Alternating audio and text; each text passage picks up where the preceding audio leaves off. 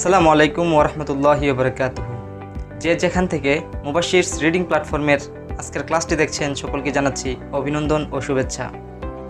সুপ্রিয় শিক্ষার্থী বন্ধুরা, সকলেই অবগত আছেন যে আমরা পার্টস অফ স্পিচের নাউন সম্পর্কে মোটামুটি আলোচনা করার পর আজকের ক্লাসে আমরা দেখতে চলেছি নাউনের অবস্থান।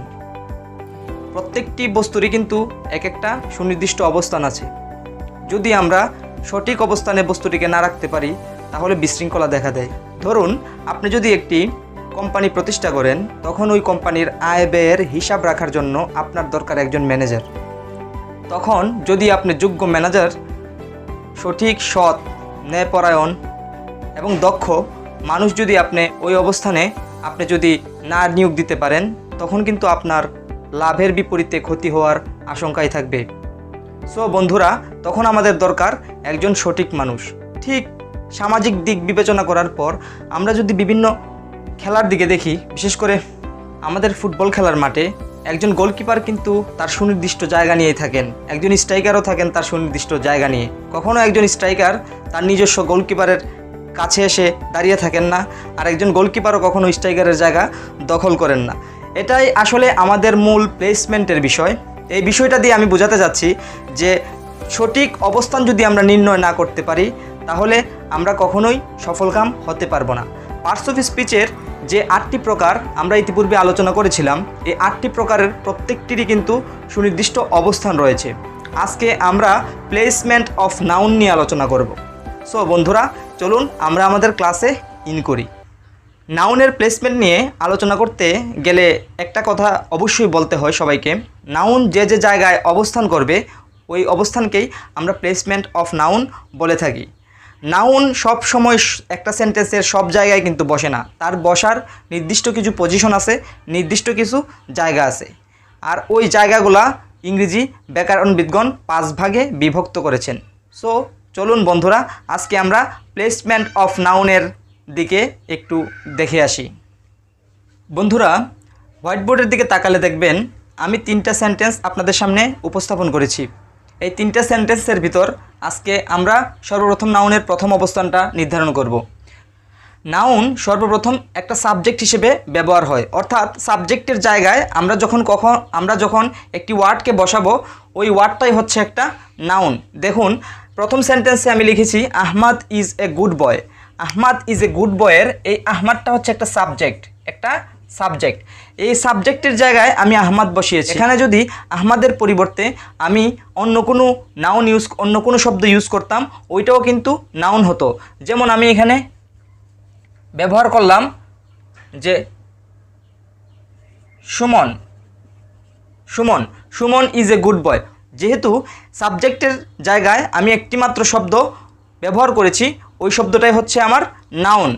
বন্ধুরা, সাবজেক্টের জায়গায় সবসময় নাউন বসবে, এ কথাটা মনে রাখবেন। দেখুন দ্বিতীয় সেন্টেন্সে Sabina helps her mother.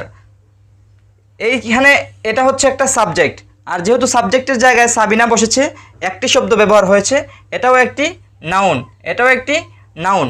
Roman is going to school. এই সেন্টেন্সে সাবজেক্টের জায়গায় একটি মাত্র ওয়ার্ড ব্যবহার হয়েছে, এটাও একটি নাউন। অর্থাৎ আমরা প্রথম যে অবস্থানটা দেখলাম নাউনের, সাবজেক্ট রূপে বাক্যে যখন একটি মাত্র শব্দ ব্যবহার হবে ওই শব্দটা হচ্ছে নাউন। চলুন নাউনের দ্বিতীয় অবস্থান দেখে আসি। বন্ধুরা, এখানে আমি 2টি সেন্টেন্স লিখেছি। প্রথম সেন্টেন্সটি হচ্ছে আই লাইক বানানা এবং দে হেল্পড দ্য ম্যান। এখানে আমি 2টি সেন্টেন্স লিখেছি। যে সেন্টেন্সের প্রথমটি হচ্ছে আই লাইক বানানা এবং দ্বিতীয়টি হচ্ছে দে হেল্পড দ্য ম্যান। এই 2টি সেন্টেন্সের ক্ষেত্রে আপনি একটু লক্ষ্য করুন, সাবজেক্ট ভার্ব এই জায়গায় হচ্ছে অবজেক্টে যেহেতু একটি মাত্র শব্দ ব্যবহার হয়েছে, ওই অবজেক্টটা হচ্ছে আমার নাউন। ওই অবজেক্টের জায়গা দখল করবে নাউন। যখন আমি দ্বিতীয় সেন্টেন্সে দেখলাম দে হেল্প দ্য ম্যান, এখানে এই ম্যানটা হচ্ছে নাউন, এই ম্যানটা অবজেক্টের জায়গা দখল করেছে, এই ম্যানটা হচ্ছে নাউন। কিন্তু আমি ইতিপূর্বে আপনাদের বলেছি যে একটি মাত্র শব্দ যদি অবজেক্টে ব্যবহার হয় তখন এটি নাউন। এখানে 2টি শব্দের সংমিশ্রণ ঘটেছে, আর এই কারণে এটাকে আমরা ডিরেক্ট নাউন বলতে পারি না। এটা হচ্ছে একটা নাউন ফ্রেজ, কিন্তু নাউন এটা হচ্ছে একটা নাউন কিন্তু এটা নাউন ফ্রেজ। কিভাবে এটা নাউন ফ্রেজ, আমরা যখন ফ্রেজ ইডিয়মস ক্লোজের বিষয় নিয়ে আলোচনা করব তখন আমরা বুঝতে পারবো যে আসলে এটা কেন ফ্রেজ হলো।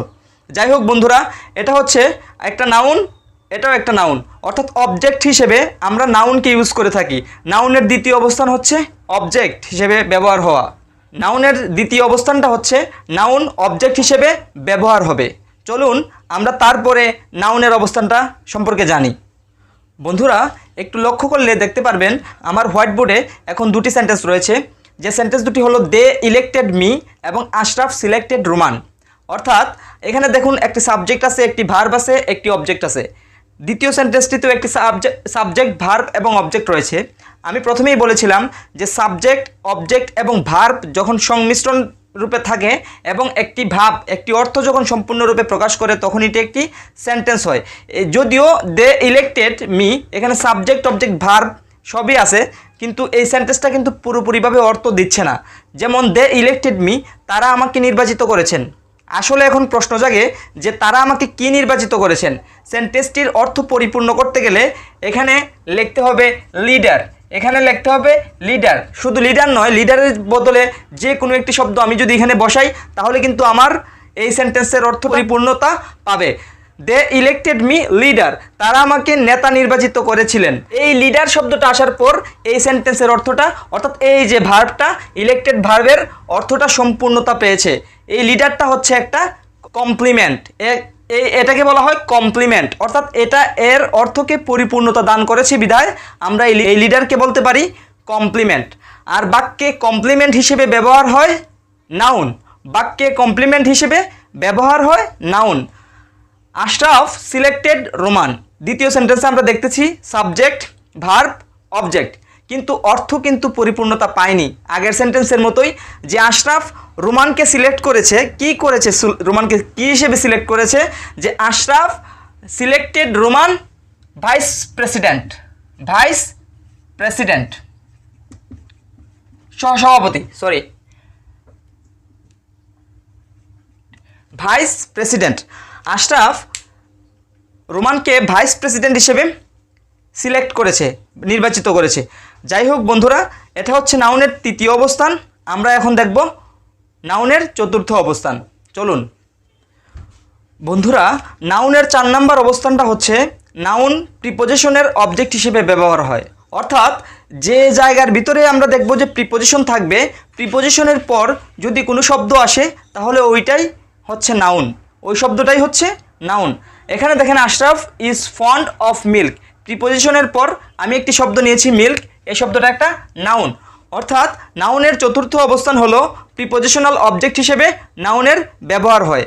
এই হলো নাউনের চতুর্থ অবস্থান। আমরা নাউনের পঞ্চম অবস্থান সম্পর্কে এখন জানব। বন্ধুরা, নাউনের পঞ্চম অবস্থান খুবই গুরুত্বপূর্ণ একটি বিষয়, যা হচ্ছে অ্যাপোজিশন। অ্যাপোজিশন কী জিনিস দেখুন, আমি একটা সেন্টেন্স লিখেছি আপনাদের সামনে, Raihan doctor is a qualified man. ডক্টরটাকে আমি মুছে ফেললাম, এখানে ডক্টরের সাথে আপনি doctor of this medical, doctor of Dhaka medical, doctor of Osmani medical, আপনার যা মন চায় আপনি তাই বসাতে পারবেন। রায়হান, আমি ডক্টরটা মুছে ফেললাম, এখন যদি আমি এই বাক্যটাকে একসাথে লিখি তাহলে দেখুন Raihan is a qualified man. বাক্যটা কিন্তু স্বয়ংসম্পূর্ণ হয়েছে, তার কোনো অর্থের কোনো ঘাটতি হয়নি এবং সম্পূর্ণ অর্থই প্রদান করেছে, এটা একটি বাক্য। এখানে যে সাবজেক্টটা আমি লিখলাম রায়হান, এই রায়হানের এক্সট্রা একটা পরিচয় কিন্তু আমি এই ডক্টর শব্দের মাধ্যমে আপনাদের কাছে দিয়ে দিলাম। ডক্টরটার পর তারপর আমি সেন্টেন্সের বাকি অংশ লিখলাম ডক্টর। এইখানে যে আমি সাবজেক্ট হিসেবে রায়হানের একটা পরিচয় দিতে গেলাম, এই পরিচয় দেওয়াটাকে বলা হয়, যে ওয়ার্ডের মাধ্যমে আমি পরিচয়টা দেব এই ওয়ার্ডটাকে বলা হয় অ্যাপোজিশন, এবং এই অ্যাপোজিশন রূপে আমরা নাউনকে বসাবো, এই অ্যাপোজিশন রূপে আমরা নাউনকেই বসাবো। এই হলো বন্ধুরা নাউনের 5টি অবস্থান।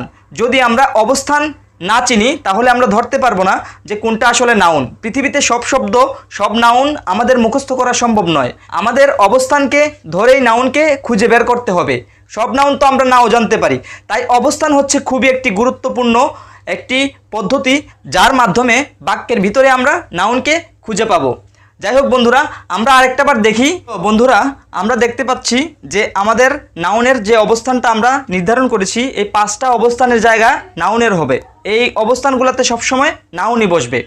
আমাদের প্রথম অবস্থান হচ্ছে সাবজেক্ট হিসেবে নাউন বসে, অবজেক্ট হিসেবে নাউন বসে, কমপ্লিমেন্ট হিসেবে নাউন বসে, প্রেপোজিশনাল অবজেক্ট হিসেবে নাউন বসে, অ্যাপোজিশন হিসেবেও নাউনের ব্যবহার হয়। এই হচ্ছে নাউনের ব্যবহার। আমাদের অবশ্যই নাউনের এই ব্যবহার সম্পর্কে অবগত থাকা অবশ্যই প্রয়োজন, যদি আমরা নাউনের সঠিক অবস্থান খুঁজে বের করতে চাই।